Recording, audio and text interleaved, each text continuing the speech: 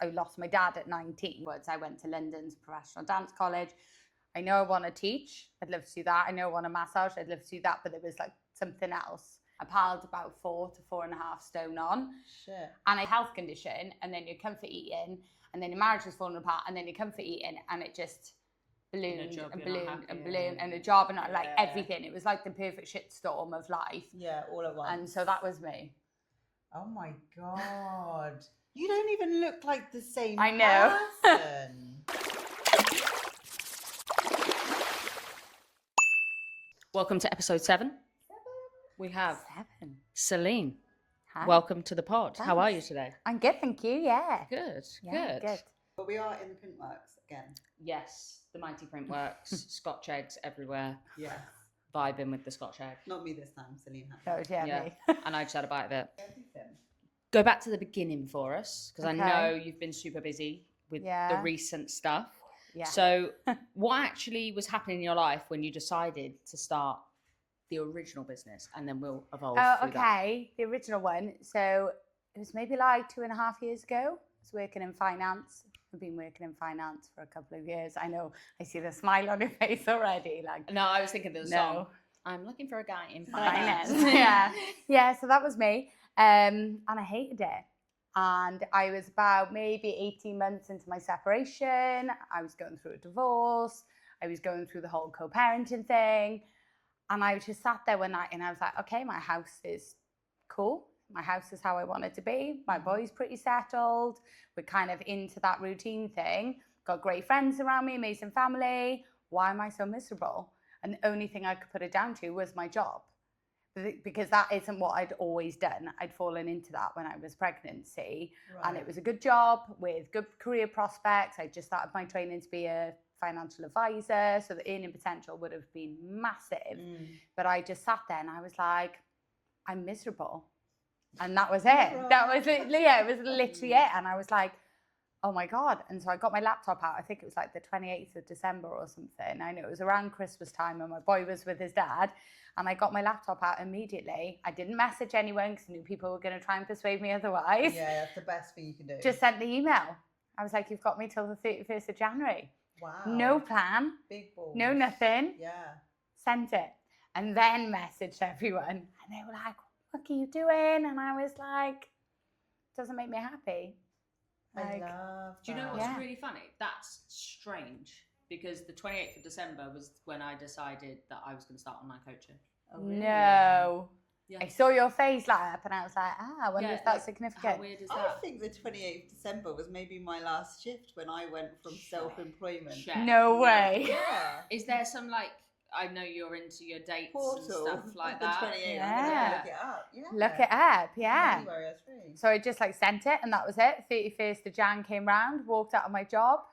And yeah, so I went back in self-employment, but in terms of like just like teaching a few classes for other people, because I've been a fitness instructor for years alongside other things. Oh, okay.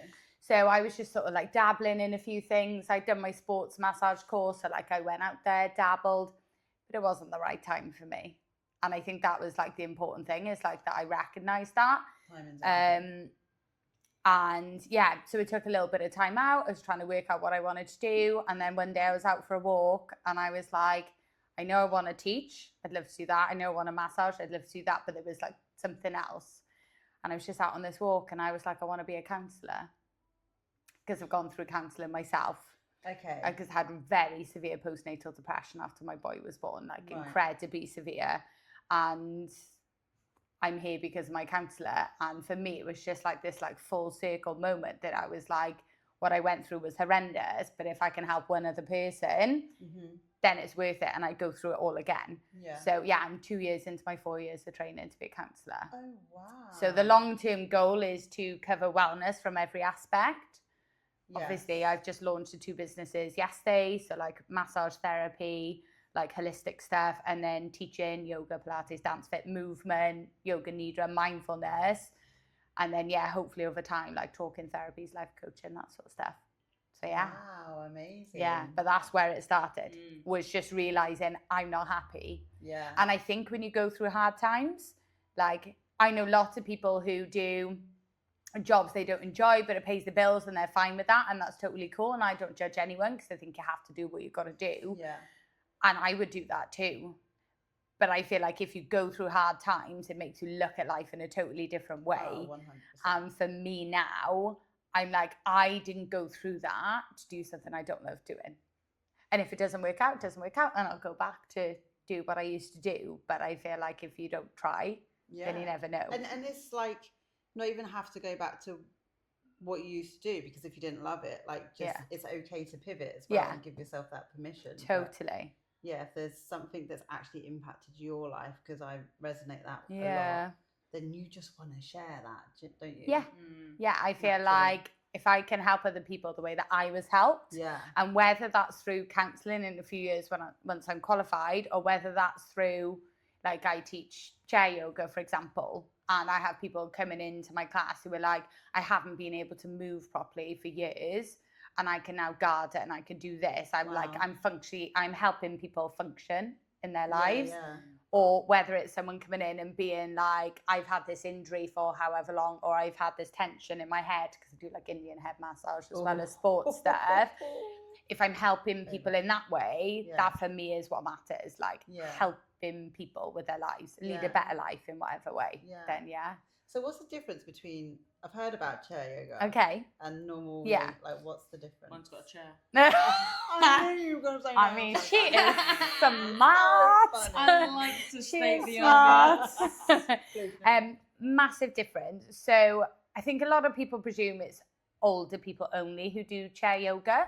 So I do tend to get people above a certain age range, but I will get people who've got mobility issues, other health issues. So my mum, for example, my mum's 68. She's a relatively fit individual. She doesn't like exercise or run or do this or do that, but she's active and she's in great shape. I mean, I hope I look like her when I'm her age. But she's got glaucoma in her eyes, which is like an eye condition which happened a couple of years ago. And when you have glaucoma, you can't tilt your head down. So she can no longer get on a yoga mat and do downward dog. Do you know what I mean? Or I've got people who've had hip and knee replacement. So getting up and down off a yoga mat is not going to work for them. So 80% of the class is done on the chair, and the last 20% people are given the option to stand up if they want. They don't have to. So we use the chair for support, and you'll do tree like you would in a normal yoga class, but you're holding onto the chair. Everything else is done on the chair. So like warrior 1, warrior 2, wide leg forward fold. You have everything in there, but you're just using the chair as assistance. I might tell my mum about that. It's amazing. Can I have, again, like, this is just me thinking outside the box and visualizing, because that's how I learn, but is there a specific chair you have to use? No. So I could use these chairs here. They're in the Printworks. Anything. Have, like, again, I'm thinking of people that I know that struggle with certain heights in chairs. You know, like if they're too low or something like that. Is there like do you have I provide like cushions and stuff for my members, cushions and blankets. So sometimes it's also in some of my halls, because I do like community classes, or will be from September because I've had a short break from it. In some halls I have plastic chairs, so some of the ladies like a cushion or a blanket to make it more comfortable. Some, they've got nicer chairs there, but as you say, some people just want that little bit of leverage on it as well. So I provide all of that to them. I'm going to ask one just outside the box. Yeah, I want to go outside the box on this. Okay. Your journey. I know a lot about it. Again, Lucy might not. No, I'm they don't. Fresh. Talk to us about your journey, because I, again, not in like a funny way, but when I was looking at your page the other day and your new social media pages and things like that, I was sat next to my husband. I went, you know that lady that we seen at the pool yesterday? He was like, I went, look at her. And he literally, his jaw was like, not as in, not that you're not beautiful, not in that way, but like your journey. Tell us. So Luce probably hasn't seen. I'm intrigued. I'd always been should we get a reaction? Like, get a picture. Let's get a reaction. Because she ain't going to be able to visualise this, mate. I'm telling you now, she's not going to be able to. I don't even actually know what you're on about. Like, what you used to look like before. Like, physically. So I'd always been, like, a size 8 to 10. So I trained as a professional dancer. That was my first ever career. Although I never wanted to perform, I wanted to teach. So I'd always danced from, like, my mid-teens upwards. I went to London's professional dance college. And then I had my boy. I was actually quite slim with that. Like, pregnancy suited me. I felt like I looked really good. And then I had a thyroid problem after birth. It's really common, supposedly, for a lot of women to have thyroid problems after birth. But what the GP should have known was not to touch anything, not to give me medication. But that's exactly what they did. They put me on medication to settle me, but the medication more than settled me. So the medication settled me, and then my body settled itself. So I went from really overactive to very underactive. And I piled and piled and piled the weight on. I piled about 4 to 4.5 stone on. Shit. And I think when you've always been used to being a certain size, that's really hard. And at the same time, my marriage was falling apart. And so you come for eat, right? Yeah. So you've got the health condition, and then you come for eating, and then your marriage was falling apart, and then you come for eating, and it just ballooned and ballooned and ballooned, and a job and like everything. It was like the perfect shitstorm of life. Yeah, all at once. And so that was me. Oh my God. You don't even look like the same I know. person. So that picture was literally just over 4 years ago. So that was in the May. That was on my boy's second birthday party, that picture. And it's my one. I've got other pictures. I wasn't that person who did the whole transformation in front of the camera. But that's always been my picture that I show to people, because I just think it's... That's like, again, like, I wish I had pictures. Yeah. To be able to show and explain to people, like, I know what it's like to be out of shape. Like, it's flipping hard. It's people hard. Don't believe you, do they? Until you, like, would you have visualized that? You don't even no, look like it the doesn't same look person. like the same. That's what I'm saying. Like, even the face, like, you look like a completely different person. Yeah. So my heaviest, and like weight is all different, but at my heaviest, I was like, for everyone, I was 14 stone 2, and I used to tell people I was a size 14. I wasn't. I was a size 16, and now I'm 9 stone 2 and a size 6. And it was never about being skinny for me. It was about like reclaiming my body and my sense of who I was. Yeah, definitely. Because it's not like I'd always been big. I'd been small. I would actually say now that I'm in the best shape of my life now. Yeah. Because I look after myself properly. Mm-hmm. Do you know what I mean? Like, I've worked with Danny before. Balance, don't get me wrong, because that Scotch egg was banging. But like, it's like the 80-20, isn't it? So yeah, and that's been like a massive part of my transformation for me. And I've just started doing my course to be a personal trainer as well. Wow. So, is there anything that you're not doing? I know. I know. Let's just put it on top. Yeah, let's just answer. Yeah, it is too much. So how long until, like, when you're piling on the weight, did you realise that it was the medication? Quite soon, within a couple of months, but the weight went on very quickly. Really, and then the problem was it was on. So I went back to the GP, and they did the blood test, and they were like, yeah, you're really underactive now. And I felt like saying, well, no shit, Sherlock, I've worked that out myself. Yeah. Do you know what I mean? And I was in a better place mentally then to look at things in a different way. Like, when they first put me on the medication, my postnatal depression was like, I mean, you're talking like the darkest and severe. So I just grabbed what I could. But when I went back in, and they were like, it's thyroxine and it's for life. Now, I know about that medication because my father, he passed away when I was 19, but he was on thyroxine like my whole childhood. And I know, like, when you're on it, it's harsh, it's not great for you. But he was like, that's your only option. So I took the prescription, like the script, and went to walk out and went to go into the pharmacy. I was like, I'm not doing this. And my sister's best friend is a clinical reflexologist, so she could treat health conditions with it. And she said, give me 8 sessions. So I went, paid £45 a pop, 8 sessions, went, had my blood test, went back into GP. He was like, the thyroxine is working so well. I was like, I think you'll find it's not, and handed in the paper bag. Oh my days. And I know, which was brilliant. Epic. But it just reminded me of like, why, like, you have to know and trust in yourself. 100%. And like, I don't have an issue totally with Western medicine, but like, for me, I will always go holistic first if I can. I do now. Yeah. Honestly. And I just think how many thousands of pounds would have been spent over my lifetime. Who knows? My great grandmother lived till she was 99. My nan is 93. Do you know what I mean? How many years I would have been on that medication for? How much that would have cost? And I paid it myself, but it cost me £360. And again, it's putting that into perspective, isn't it? Of like, we have more control than a lot of people realise. Yeah. And again, no shade. I hate shade on GPs and stuff like that. But I was also pumped with medication, but I wasn't at a point where I felt like I was told this would fix me. And I was like, oh, try this one. oh, do you know what? Actually, that's not working. Try this Yeah. one. I didn't have, and a lot of people don't have that about them to understand. No, they don't. And the thing is, like, I was on other medication at the time. I was on antidepressants to try and get me out of the postnatal depression. And I know people have a lot of issues with them. I never want to go back on them again now. And I haven't been on them for 4 years. Amazing. But it was the plaster I needed whilst I went through the therapy. Like, I don't like downplay it all, and for some people they need it, but for me in that moment I just went, there's got to be another way. And maybe because I'd seen my father be on it, that I was like, I don't want to be like that. I don't want to be on that. I don't want to be reliant on that. And if the treatment hadn't worked, then that would have been my option. But I have it tested every 6 months and there's absolutely nothing wrong. My thyroid is like spot on. Wow. So yeah. Self-cure. Love it. It's so powerful what our bodies can do. I know. I love it. What were you thinking? No, I was just going to say, like, if anyone was looking to work with you, like, who is your ideal client? Do you know what? It was really funny because what I offer is so varied. I guess it would be a lot. So it was called The Good Space, and the idea and the tagline is come as you are.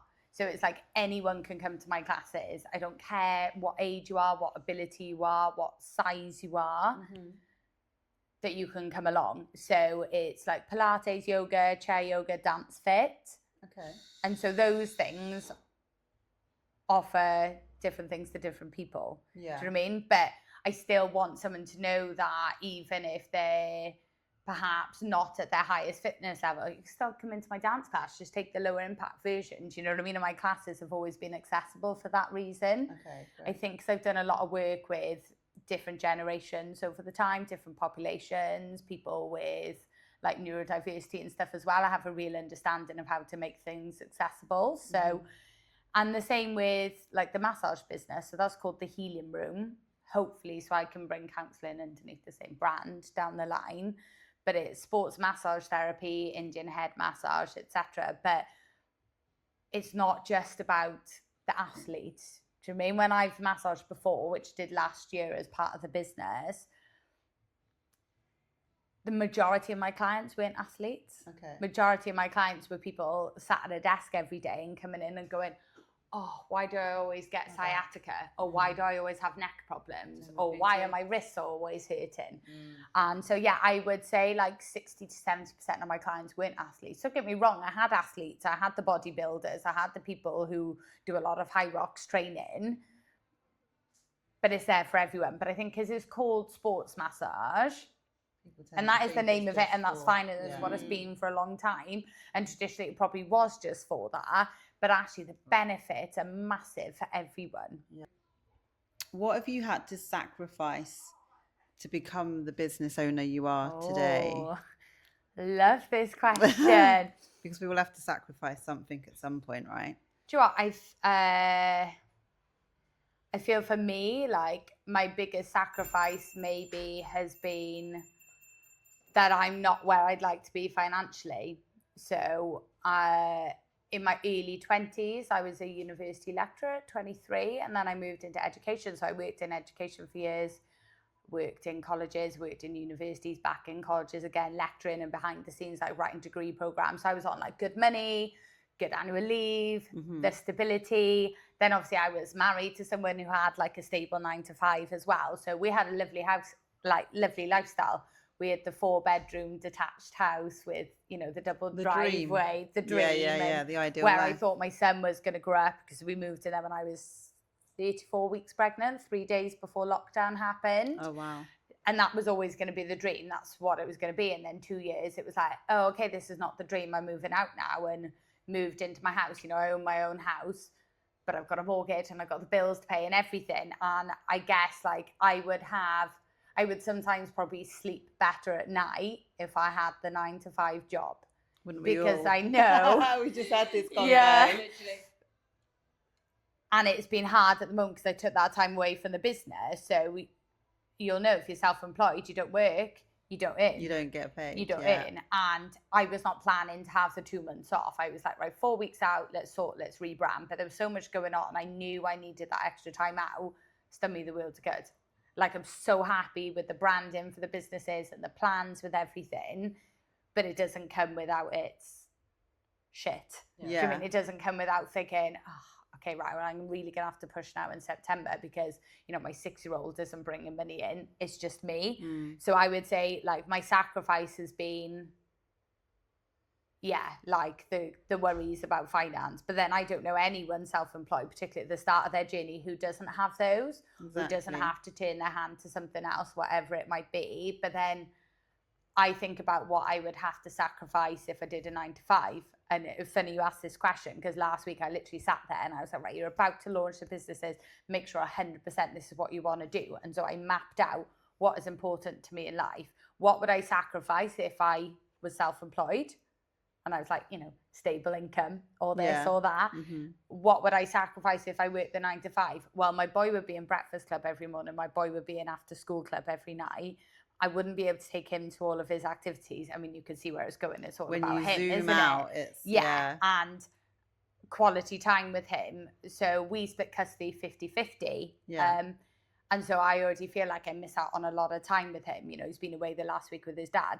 Now, I can go work a 9 to 5 and have lots of money and have maybe 45 minutes with him in the morning and an hour at night, in which time I have to feed him, shower him, get him to bed. Or I can teach when I want and massage when I want and finish and pick him up at 3:20 and take him to his class and bring him home and have quality time. So like that for me was like a 9 to 5 is never going to work. Not when he's at the age he's at now. And actually, I want to be doing what I love. Exactly. And that's not going to be met in a 9 to 5. I know that. I'm not made to have a boss. Oh, yeah, exactly. I'm like, I am unemployable now. Like, I would say that, as bad as it gets. And on those shit days where you want to cry and be like, oh my God, is this fucking working? I'm like, oh my God, I just could not go back though. No. Because there's so many highs that come with the lows. Yeah, I couldn't do it. And I think my turning point for me was, it wasn't the company I was working in actually when I stepped away from finance just before. But that's, I think, when that little nugget of I want to be my own boss started. So my boy needed an operation when he was 2, sorry. And it had been put off because he'd had like a chest infection like the week before. So obviously he'd been on antibiotics, they couldn't risk doing it. This was in like the April or May. I moved into my house in August, had to move out in October for 7 weeks because it turns out the whole house needed rewiring and redecorating. So I had to move in with my mum, who was the other side of Swansea. And it was a stressful time, like me and my boy over there, having to bring him to nursery in Pontedilais, having to drive all the way back to like the uplands where I used to work and then do the reverse back. So it was a stressful time. And then they come up with, oh, we've got an operation date for you. It's like, say, like the 2nd of December. And I was like, okay. So I went into work and I was like, right, I need this time off. And they were like, you've used your annual leave. And I was like, well, then I'll take it unpaid. And my boss was like, you can't have that time off.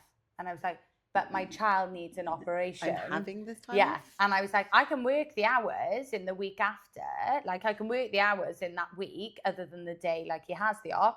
I can work them into evening. I can work whatever. My job wasn't customer facing, so it didn't really matter when I worked. And the response was, we could take the time off, but you're not being paid. And I just went, no problem. I remember that being my turning point of going, I don't want to have to ask permission to take my child for an operation. I don't have to ask permission if I want to go to my child's Christmas concert or sports day. It's like, if I need to cancel something that I'm doing now, I ask myself, and I ask someone else. And that was like my turning point. I was like, no, this is me. Like, I know I don't have children, but like, you know, when you can feel that in a sense of like, there is no way in hell I would take more money over spending quality time with somebody that I love. The way I am now. Previous me literally thought money was everything. That will make me happy. And then you go through a period of time when you don't have that money and you go, there is so much joy in this world that I was missing chasing money. And you go, why was I know. Like, why are we wired that way? But you have to go through that, don't you, to go. Oh, yeah. Yeah. Like, I remember my late 20s, I was working in a university somewhere. Shan't name it. I was working in a university and I was like behind the scenes, like managing all the admin staff in one of the schools in the university. And I was helping like validate degree programs and all this sort of stuff. And I was like, take home pay was like amazing. But my God, I was like so miserable, and I was taking work home with me, and I was doing my masters at the same time, and life, because I thought that was going to bring me more money, and I thought, you know, that's why I did it all. And I was just like, I look back now, and I was like, none of that matters. Yeah. Like, what did any of that bring me? I think it's like when you start to realize that you're living to work rather than working to live, like that's the what the fuck am I doing here? And I need to get out. But so 100%. many people are in that. Yeah. They say they're happy. Mm-hmm. I feel like they're telling themselves that they've got to be happy with it because they see no other exit. option. They see no other like entry point into anything else because they don't have the enjoyment in their life. Yeah. Whilst Absolutely. they're doing it, because you can't. And I say that with business sometimes. Sometimes you've got to sacrifice a little bit of fun. Yeah. To really, like, if you need to do that thing. Yeah. Look, mate, I'm really sorry. Yeah. Can't quite squeeze that in today. Yeah. Yeah. Sorry. Yeah. Nobody else is going to do that work for me. No. Yeah. But do you know what I find really fascinating over, because I'm 38, and I would say since I hit sort of like 35, which is when I started to think about the self-employment side of things, so many women that I know have hit that same point. Exactly like the same all age. of them. And I would say a lot of the people who I know who are like genuinely the happiest in life are self-employed. And now that doesn't mean that they're not stressed about money, and that doesn't mean that they've got everything figured out, because they don't. But they're all going, there's more to life than this. There's more to life than the hamster wheel. There's more to life than like a line in people's pockets. Yeah. And then all of a sudden you start to be like, oh yeah, I'm surrounded by these people who get it. And then you share the energy. Like I remember meeting Danny in the gym before. And as soon as I started talking to her, I was like, yeah, she's my sort of girl. Like straight away. Yeah. And there's others that are like, absolutely not. not. Yeah. Absolutely but not. how many people, again, I say on a personal thing, I've had to go out of my way to approach these people. Mm-hmm. And previous me didn't. Like we feel like, oh, I can't do that. Yeah. Who am I to approach somebody and ask if they want help or to be my friend? Yeah. Yeah, but I think that's the imposter syndrome, isn't it? Like, and I suffered with that so much over my whole working career, like massively. And I still get it now. And I don't think I know anyone who doesn't. But I think when you can start to back chat to yourself and go, well, people come to my classes for a reason. Exactly. And people are messaging me saying I'm these inspiring things for a reason. Yeah. They're not just like bullshitting, 'cause they don't have to do that. Yeah, exactly. Do you mean they're choosing to do that? And that is the truth. And the thought in your head is not the truth. Absolutely. I love it. Although like my friends like to wind me up because I'm like the oldest out of like my closest friendship group. And they're like, oh, you're getting there first. And I'm like, oh, thanks. But actually I'll be getting there running businesses that I love that hopefully will be a success. You know, not hopefully. We take that out of the vocab. Yeah. Will be a success in my house that's my sanctuary with a boy who's happy in a body that I'm really proud of because I've worked really fucking hard for it. Let's be honest. Yes. Like 3 years it took me, but now like I can look at myself and go on the majority of days. I mean, we're women, we all get our days and they're usually hormonal based where we go, where I'm like, why does it look like I've eaten 5 pizzas? I've not eaten one, I've eaten a salad. I said it about what I said today, didn't I? Yeah. But like even being able to just rock up to classes, Yeah. and rock up to anything and go, I can do that. Yeah. I don't need to think if I'm fit enough Yeah. or able enough. Yeah. I can do it. Yeah. And even on your hard days when you're like, well, I can't do everything, but I'm going to adapt it. Do you know what I mean? Yeah. Like you can do it and your body's there. So I think like I'm going to hit 40 and be like way better than my 30th was. That's for sure. Oh my God, yeah. Like I've done 3 half marathons in my life. Wow. Hated them because I never trained properly. I loved them when they were in the moment, like at the end. When I got through the finish line, When you get past the banana. That was amazing. But doing it, I hate it because I hadn't trained properly. But I would make sure I trained properly for it now. But I think like old version, like certain parts of me and certain parts of my life would have been, I'm not doing that. Yeah. I'm not doing that. I There's say yes something- to so much now. So do I. But there's a part of me that believes, and again, this is just a new little like thing that I've kind of come up with, but like the way you show up for yourself reflects your life, your outer world. Yeah. Everything that you Yeah. value. Everything's a possibility. Everything becomes more positive. Yeah. Yeah, we have them shit days where we feel like the world's ending and crumbling and, oh my God, like nobody turned up to my class or whatever. Yeah. But like, you go, oh, okay, I'll reframe that.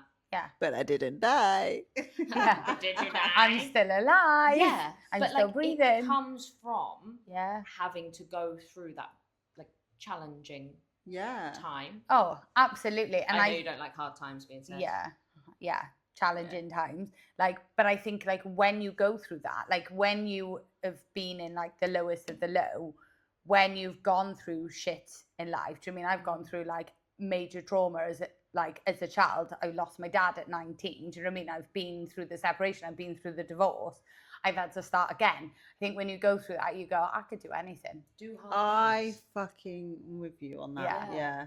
I think it does. And I think if people haven't maybe been through that, they sometimes don't understand it and they go, well, why would you want to do that? And I'm like, well, why the fuck not? Because I'm alive and I'm here to do it. How do you do it? I get asked quite a lot. Yeah. And I'm like, well, I ask myself, do I want to be a dick to myself today? Yeah. Or do I not?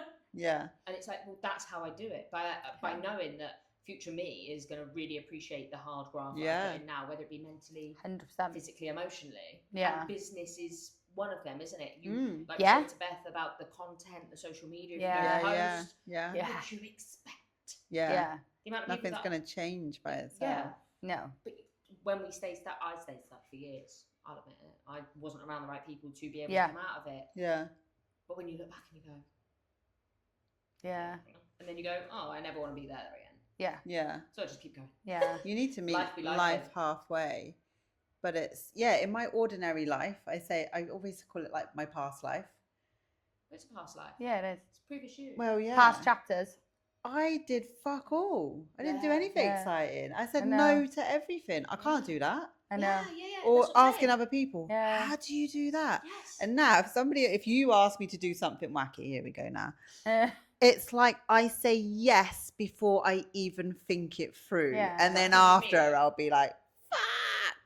But I do say yes to a lot of stuff. But I love that because I just think it just shows like just a change in mentality, doesn't it? Like you say, in your previous life, your previous chapters of your life, I always talk about it as chapters. Yeah. So I feel like now, like yesterday for me was like new chapter in life.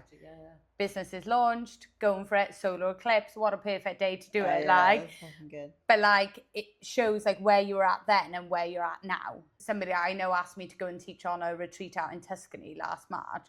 All versions of me would have gone, I can't fucking do that. I can't get on a plane and I can't teach. Off I went 2.5 days later in Tuscany. Amazing. Yeah. Then my best friends were going, oh, you know that spa we've been sending each other on Instagram for, I don't know if you heard of it, the Therme Spa in Bucharest, right?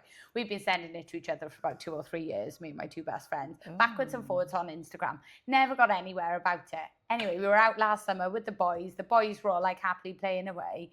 And one of my friends was like, oh, come on, like, oh, we've got to do it sometime, but, you know, we'll never make it match. And I was like, boys are busy. I was like, get your phones out. I was like, what dates can you do? They're both very busy professionals. One of them's a nurse as well and works shifts. And we could only manage 48 hours. And they were, oh, is it long enough? Absolutely it is. Yeah. 15 minutes later, I booked us flights. Oh my God, That's brilliant. Like, that's it. Nothing comes from saying we can't. No. Living by the sea. And I'm just like 48 hours, amazing. Like earlier this year in May, I wanted to go to Barcelona with a mate of mine. And he was like, well, you know, how long have we got? Like between us, we were literally like day and a half, 33 hours from landing to take off again. The best fucking time. Oh my The best time, because I was just like, because life is given to us to be fucking lived. Yeah, because I was like, I could have been like, no, can't do it. But I was like, actually, do you know what? Why not? Yeah, maybe. Why not? And like I fitted so much in, came back tired, came out a bit burnt out. But you know what? Like just going and having it, like I wouldn't have said yes to that a few years even ago. that adds to the experience that you did it like that. Yeah. Do you know what I mean? Like just you off know, the cuff. even like previous me wouldn't have said yes to last night. I would have got anxious about that. Oh really? Would you? 100%. I was so proud of myself.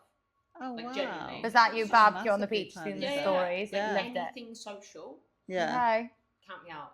Like I can't Yeah. be around people. What if I say the wrong thing? Yeah. And like that whole, again, that mindset of like, I can't do this. And I look back and I go, mate, you missed out on so much. But it's okay, you can catch up now. Yeah. But that's the thing, and you're catching up now, like in your 30s. Like when you asked me to do this podcast, oh my fuck, I shit myself. I was like sweating, and I was like, no way, why are they going to want to know about me? And then like the inner voice in me, the better voice in me went, why wouldn't they? Yeah, exactly. And actually, why do you think that someone else is going to be better at it? Because you've had a fucking story and you've had a fucking journey. And why not share that? And if that inspires someone to do something, then amazing. Yeah. Oh, 100%, mate. I mean, even just imagine us. Like, we're like, should we do a podcast? Like, I've been procrastinating for 2 years because I'm like, I don't know enough. What do I talk about? But it was always meant to happen. I always believe in divine timing and the fact that we have the same values and we put our heads together. And sometimes you need that person as well to be like, let's fucking do it. Yeah. So, but even on the first one, but the more you do something and get uncomfortable and makes it comfortable, now we're just like. As well, like having that support. I say, like, solo entrepreneurs that we are, it's fucking hard. But when you do have that right support around you, you know, again, when it comes to tech or when it comes to this, when it comes to that, like just having people around you to be able to pull on, you know, like what's saying, oh my God, the thoughts come again. Oh, don't. What's she coming out with? What do you call it? A download? Yeah. I was gonna say she's having downloads. So we've got yoga, Pilates, dance, fit, breath, fitness, nutrition. # retreat. Yeah. I knew what she was thinking. Who's coming? Who's not? Yeah. What milk do you have in your coffee? This is very important. So, I don't drink coffee. I don't drink. Straight off the nipple. Straight off. Sorry. There's always one in there. Girl, it's always done.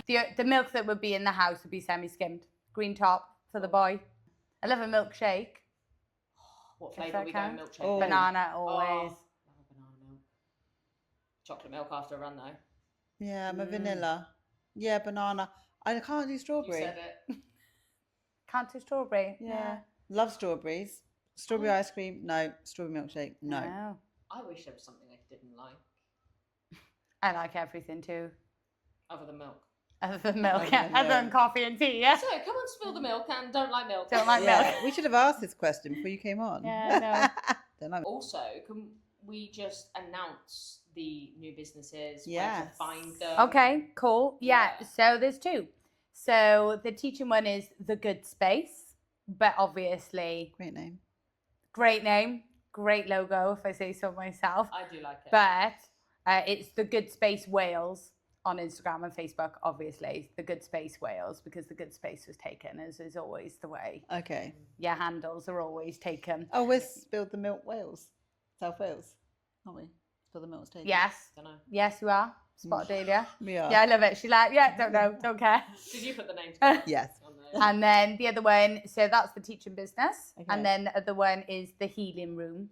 The healing room. Yeah, not the helium room, as Oh, someone mate. thought I said in Battle I Box thought yesterday. you said the helium earlier. No. I'm so glad it's not just No. I was fucking... I was like you're going to be high as a kite. High as like, a kite. No, helium. the healing The healing room. But again, that's the healing room Wales. Okay. So yes, they're both out there. So the massage clinic is home based. Will mainly be home I was based. gonna So ask that's you like where you're from. Ponsonby. Nice. But I'll be doing like pop-ups at different events and clinics, etc. So I do sports massage, full body, and Indian head massage, and very soon it's going to be Reiki. I'm very big into like energy healing. So that's When gonna. you speak in our language, I can give a shit. Yeah. Mate, wait till you know. But Yeah, it's amazing. I haven't had Indian head in years.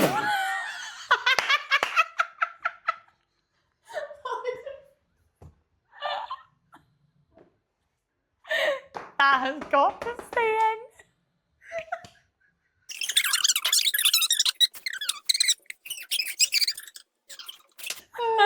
in. Indian head massage.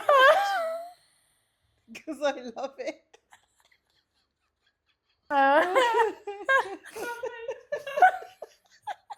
Oh my god. That's epic. And breathe. I've, Oh my god. I've not had Literally, Indian. you get those tissues out. She's gone. Indian. Oh my gosh. I'm actually missed my ab workout because I had no time earlier. I think it's done. Oh my gosh. That's what he said. Oh my goodness Right, me, well, ladies. that's a way to end on Oh my Indian Head. gosh. Thank you very much, Celene.